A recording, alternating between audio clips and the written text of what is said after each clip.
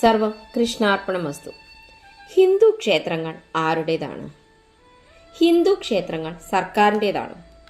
ഈ ചോദ്യം നമ്മൾ പലപ്പോഴും കേൾക്കാറുണ്ട്. ചിലർ പറയും ക്ഷേത്രം ദൈവത്തിൻ്റേതാണ്, മറ്റു ചിലർ പറയും ദേവസ്വം ബോർഡിനാണ് ക്ഷേത്രത്തിൻ്റെ ഭരണം. വേറൊരു വിഭാഗം ചോദിക്കും, അപ്പോൾ സർക്കാരിന് ക്ഷേത്രത്തിൽ എന്തധികാരം? ഇതിൽ യാഥാർത്ഥ്യത്തിൽ ആരാണ് ശരി? ഇതാണ് ഇന്നത്തെ വിഷയം. ശ്രീകൃഷ്ണാർപ്പണത്തിലേക്ക് സ്വാഗതം. ആദ്യം ഒരു കാര്യം വ്യക്തമാക്കാം. ഇന്ത്യയിലെ എല്ലാ ഹിന്ദു ക്ഷേത്രങ്ങളും സർക്കാരിൻ്റേതല്ല. കേരളത്തിൽ തന്നെ ക്ഷേത്രങ്ങൾക്ക് വ്യത്യസ്ത ഭരണ സംവിധാനങ്ങളുണ്ട്.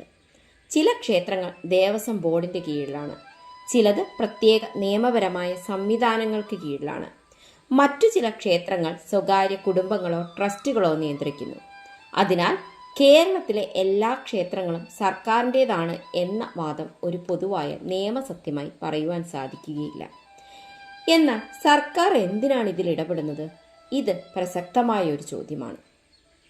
ഇവിടെ നമ്മൾ രണ്ട് കാര്യങ്ങൾ വേർതിരിക്കണം. ഒന്ന് മതപരമായ കാര്യങ്ങൾ, ഒപ്പം തന്നെ ഭരണപരമായ കാര്യങ്ങൾ. ഒരു ക്ഷേത്രത്തിലെ ആരാധന, ആചാരം, മതപരമായ വിശ്വാസങ്ങൾ എന്നിവയ്ക്ക് ഭരണഘടനാപരമായ സംരക്ഷണം ലഭിക്കാം. അതേസമയം ക്ഷേത്രത്തിന്റെ സ്വത്ത്, വരുമാനം, അക്കൗണ്ടുകൾ, ഭരണനിർവഹണം തുടങ്ങിയ കാര്യങ്ങൾ നിയമപരമായ നിയന്ത്രണങ്ങളും ഉണ്ടാകാം. അതുകൊണ്ട് ക്ഷേത്രത്തിന്റെ ഭരണം നിയന്ത്രിക്കുന്നു എന്നത് ക്ഷേത്രം സർക്കാരിന്റെ സ്വകാര്യ സ്വത്താണ് എന്നതല്ല. ഇതാണ് പലപ്പോഴും നടക്കുന്ന ഒരു തെറ്റിദ്ധാരണ. നമ്മളുടെ ഭരണഘടന എന്താണ് പറയുന്നത് എന്ന് നോക്കാം. ഇന്ത്യൻ ഭരണഘടനയിലെ ആർട്ടിക്കിൾ 25 മതവിശ്വാസത്തിനും മതാചാരണത്തിനും സംരക്ഷണം നൽകുന്നു. എന്നാൽ അത് അബ്സല്യൂട്ട് റൈറ്റ് ആണെന്ന് പറയുവാൻ സാധിക്കുകയില്ല. അതുപോലെ ആർട്ടിക്കിൾ 26 ചില പ്രത്യേക റിലീജിയസ് ഡിനോമിനേഷൻസ് വിഭാഗത്തിന് മതപരവും ചാരിറ്റബിളുമായ സ്ഥാപനങ്ങൾ സ്ഥാപിക്കാനും പരിപാലിക്കാനും മതപരമായ കാര്യങ്ങൾ കൈകാര്യം ചെയ്യുവാനും നിയമപ്രകാരം സ്വത്തുക്കൾ അഡ്മിനിസ്റ്റർ ചെയ്യുവാനുമുള്ള അവകാശങ്ങൾ നൽകുന്നു. അപ്പോൾ ഒരു ചോദ്യമുണ്ടാകും, മതസ്ഥാപനങ്ങൾക്ക് സ്വയം ഭരിക്കാനുള്ള അവകാശമുണ്ടെങ്കിൽ സർക്കാർ എങ്ങനെ ഇടപെടും?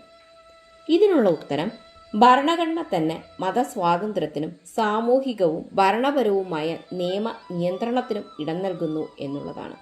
അതിനാൽ വിഷയം സർക്കാർ വേഴ്സസ് മതം എന്ന ലളിതമായ പ്രശ്നമല്ല. സാധാരണക്കാരുടെ മനസ്സിലുള്ളൊരു ചോദ്യമാണ്, ക്ഷേത്രത്തിന്റെ പണം ആരുടേതാണ്? ഇതാണ് ഏറ്റവും പ്രധാനപ്പെട്ട ചോദ്യമായി കണക്കാക്കപ്പെടുന്നത്. ഒരു ഭക്തൻ ക്ഷേത്രത്തിൽ വഴിപാട് നൽകുന്നു. ആ പണം ആരുടേതാണ്? ഭക്തൻ്റേതല്ല, ഒരു വ്യക്തിയുടെ സ്വകാര്യ സ്വത്തുമല്ല. ക്ഷേത്രത്തിന്റെ നിയമപരമായ ഭരണ സംവിധാനത്തിന്റെ കീഴിലാണ് ഇത് കൈകാര്യം ചെയ്യേണ്ടത്. അതുകൊണ്ട് accounting, audit, transparency, property protection എന്നിവ വളരെ പ്രാധാന്യമർഹിക്കുന്നു.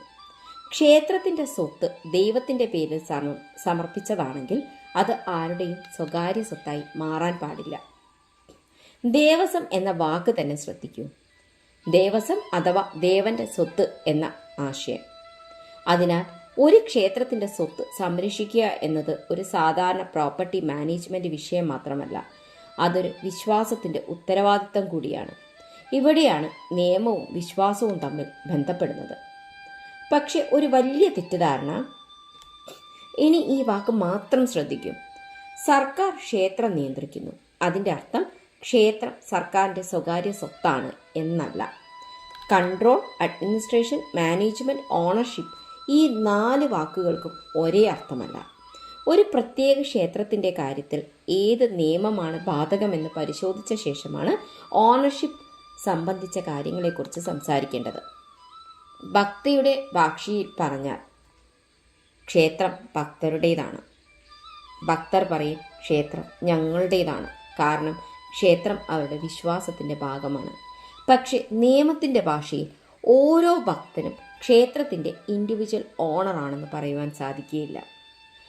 വർഷിപ്പർ എന്ന അവകാശവും ഓണർ എന്ന അവകാശവും രണ്ടും രണ്ടാണ്.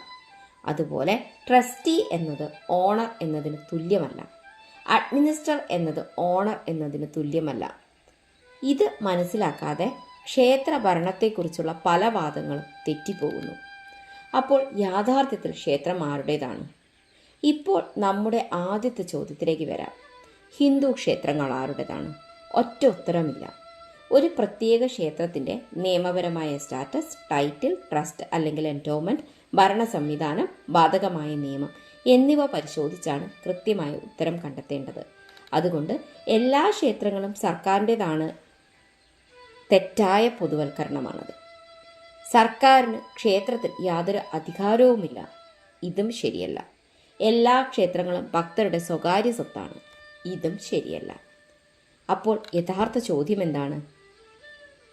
ഒരു പക്ഷേ ക്ഷേത്രം ആരുടേതാണ് എന്നതിനേക്കാൾ ക്ഷേത്രത്തിൻ്റെ വിശ്വാസവും സ്വത്തും പാരമ്പര്യവും ആരാണ് സംരക്ഷിക്കേണ്ടത് എന്ന് ചോദിക്കുന്നതാവും ശരി. ഭരണം ആരുടെ കയ്യിലായാലും സുതാര്യത വേണം, അക്കൗണ്ടബിലിറ്റി വേണം. ക്ഷേത്ര സ്വത്ത് സംരക്ഷിക്കണം, ഭക്തരുടെ അവകാശങ്ങൾ സംരക്ഷിക്കപ്പെടണം, ഭരണഘടന പാലിക്കപ്പെടണം. അതോടൊപ്പം മതവിശ്വാസത്തെയും ആചാരങ്ങളെയും ബഹുമാനിക്കണം. അപ്പോൾ ക്ഷേത്രം സർക്കാരിൻ്റേതാണോ? എല്ലാ ക്ഷേത്രങ്ങൾക്കും ഒരേ ഉത്തരമില്ല. ക്ഷേത്രം ഭക്തരുടേതാണോ? ഭക്തർക്ക് അവകാശങ്ങളും പങ്കുമുണ്ടാകാം, പക്ഷെ ഓണർഷിപ്പ് അതേ അർത്ഥത്തിൽ പറയുവാൻ സാധിക്കത്തില്ല. ക്ഷേത്രം ദൈവത്തിൻ്റെതാണോ? വിശ്വാസത്തിൻ്റെ തലത്തിൽ അതാണ് ഏറ്റവും മനോഹരമായ ഉത്തരം. പക്ഷേ നിയമത്തിൻ്റെ തലത്തിൽ അതിൻ്റെ അർത്ഥം മനസ്സിലാക്കാൻ ഓരോ ക്ഷേത്രത്തിൻ്റെയും ലീഗൽ സ്റ്റാറ്റസ് പരിശോധിക്കണം. അവസാനം ഒരു കാര്യം മാത്രം പറയാം. ക്ഷേത്രം ഒരു കെട്ടിടമല്ല, അതൊരു വിശ്വാസമാണ്, പൈതൃകമാണ്, സംസ്കാരമാണ്, ആത്മീയതയാണ്. അതുകൊണ്ട് ക്ഷേത്രത്തെക്കുറിച്ചുള്ള ചർച്ചയും വികാരത്തോടെ മാത്രമല്ല, നിയമബോധത്തോടെയും ധർമ്മബോധത്തോടെയുമായിരിക്കണം. നിങ്ങളുടെ അഭിപ്രായത്തിൽ ഹിന്ദു ക്ഷേത്രങ്ങളുടെ ഭരണം എങ്ങനെയായിരിക്കണം? സർക്കാർ നിയന്ത്രണമോ, ദേവസ്വ സംവിധാനമോ, ഭക്തരുടെ കൂടുതൽ പങ്കാളിത്തമോ, സ്വതന്ത്ര ക്ഷേത്രഭരണമോ? കമൻറ്റ് ബോക്സിൽ കമൻ്റായി രേഖപ്പെടുത്തുക. ഇത്തരം നിയമ, ധർമ്മ, വിശ്വാസം സംബന്ധിച്ച വിഷയങ്ങൾക്കായി ശ്രീകൃഷ്ണ അർപ്പണം ചാനൽ സബ്സ്ക്രൈബ് ചെയ്യുക. നിങ്ങൾക്ക് ഈ വീഡിയോ ഇഷ്ടമായെങ്കിൽ ലൈക്ക് ചെയ്യാനും മറക്കരുത്. സർവം കൃഷ്ണാർപ്പണമസ്തു. നന്ദി.